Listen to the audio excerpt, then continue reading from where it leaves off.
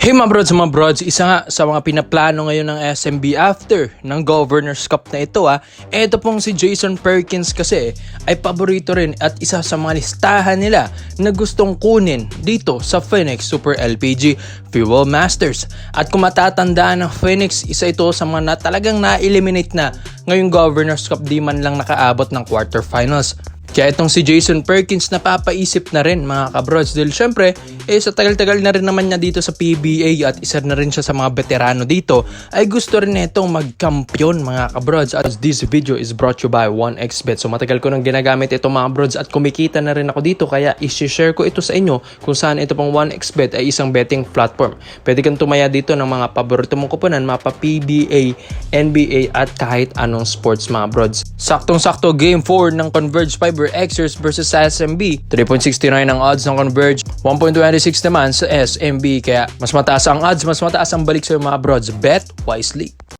So, kaya nga, para makukuha mo yan, gamitin ang promo code na 1X overrated. Get up to 5,000 deposit bonus mga kabrods. And yung link nandyan sa pin comment section sa ibaba. At isa nga sa mga talagang gusto at isa sa mga malapit at may tsansa na magkampiyon sa PBA, syempre, ito pong powerhouse team na SMB. And yun nga ang SMB rin kasi gusto mag-rebuild ng panibagong lineup kung saan yung mga players neto gagawin nilang bata. So yun nga mga brods, alam natin isa rin sa mga may edad na rin dito, like ito pong sina Vic Manuel. Gusto ngang i-trade ng SMB ito pong si Vic Manuel dito kay Jason Perkins dahil mas bata na forward ang mapupunta sa kanila. Well, syempre, hihintayin pa natin ang hatol dito ng Phoenix Super LPG kung talagang ito pong si Perkins ay bibitawan nila for Vic Manuel. And syempre, alam naman natin, may lagay rin ito under the table if ever man dahil syempre, ang SMB, pag ito gustong gusto talaga yung isang player, syempre, may additional fee yan para lang makakuha nila yung forward na ito. Like ganito mga pros, Jason Perkins. Siyempre, kilala nyo rin naman, ito pong si Perkins sa Phoenix na isa ito sa mga power forward or small forward nila.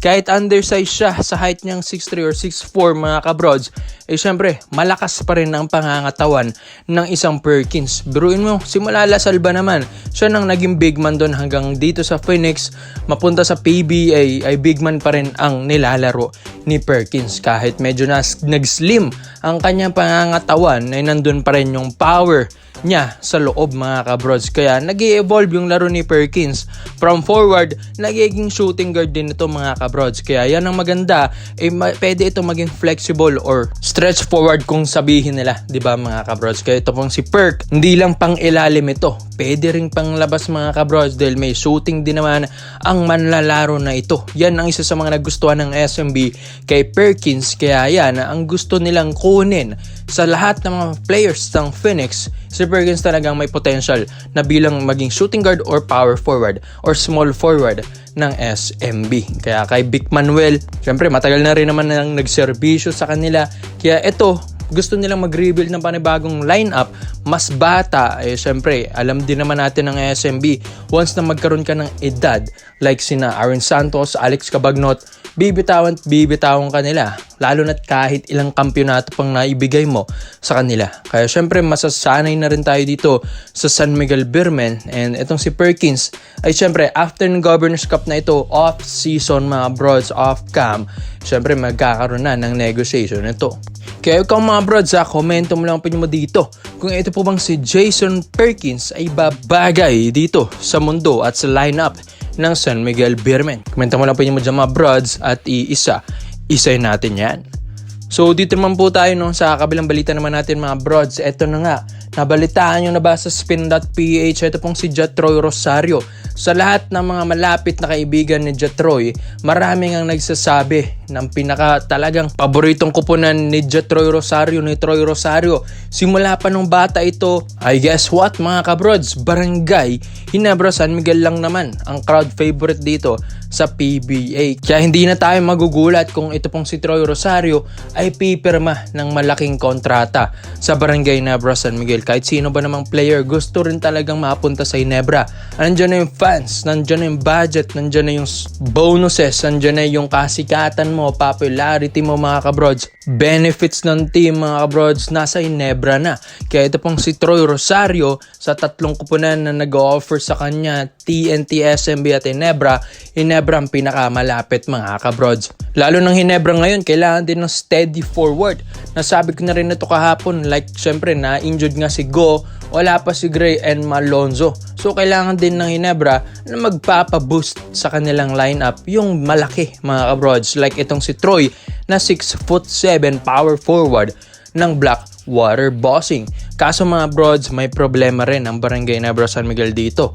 Nagpatawag na nga ang TNT bosses, agent ni Troy Rosario. At ito nga lang, itong hapon lang mga kabrods, may meeting si Troy sa bosses ng TNT Tropang Giga. At isa pa dito, hindi rin nagpapahuli ang Blackwater Bossing. Biruin yung mga brods, ang Blackwater gusto rin palang i-keep si Troy Rosario at offeran pa nila 30 million pesos sa loob ng 3 taon, which is 833,000 plus a month. Ang offer ng Blackwater Bossing kay Troy Rosario mga brods, napakalaki mga brods, 800 plus thousand pesos a month ang offer ng Blackwater. Syempre hindi magpapahuli ang TNT, kaya ngayon nagpatawag sila ng meeting kay Troy Rosario. Di natin alam, baka 1 milyon na yung magiging offer ng TNT dito kay Troy Rosario mga brods. Kaya hindi dapat magpapahuli ang SMC Corporation, mga kabrods, SMC Group, lalong-lalo ng Barangay Nebra na isa ito sa mga gustong puntahan